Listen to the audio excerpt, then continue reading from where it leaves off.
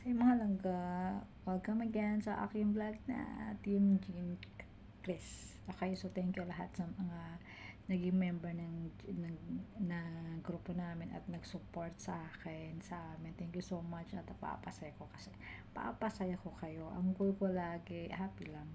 Kasi deserve natin maging masaya. Okay, ito di wala akong tanong. Gusto ko lang mag-share sa inyo ng isang advice. Paano ba tatagal ang isang relasyon? Okay, so una, ma-observe ka muna sa tao. Huwag ka munang magpadala sa emosyon mo na kinikilig ka. Kasi ito talaga yung kilig factor sa umpisa eh. Pero umpisa lang yan. Mawawala din yan pagka dumaan yung mga pagsubok at unti-unti nyo nakilala ang isa't isa.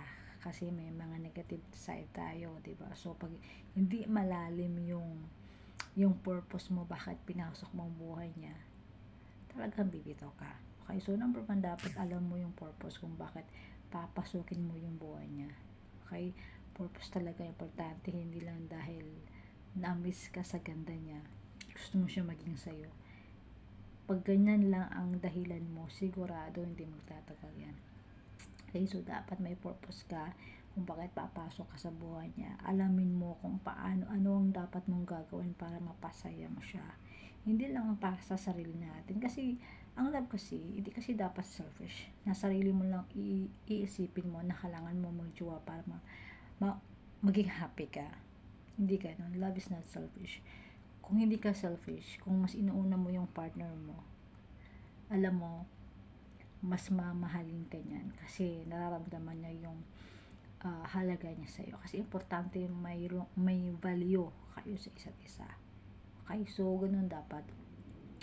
Bago mo pasukin ang isang relasyon, dapat alam mo yung obligasyon. Okay? Kasi ang relasyon, hindi lang kasarapan yan. Hindi lang kalandian yan. Merong mga masasakit. Sobrang pait na halangan na yung pagdaanan at kailangan matatag kayo. Mahaba ang pasyensya mo. Huwag kayong magmura.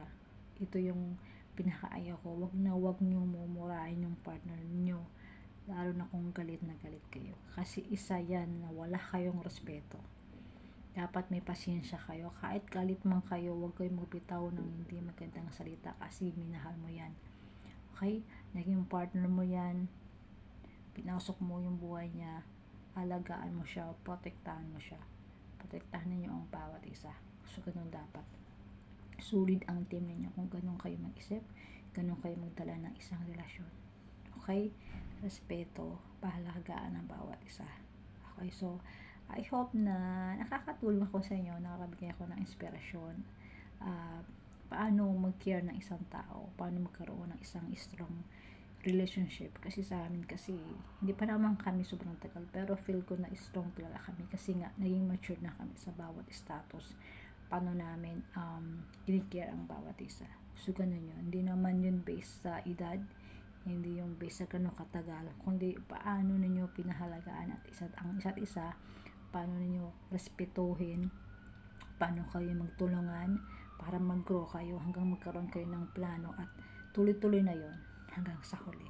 Okay, so guys, please counting with us 50 days to go para ma-meet natin ang ating sweet at first time. Okay, I love you guys. I love you. Please support us, Jane Chris. Okay, I love you and have a nice day. God bless.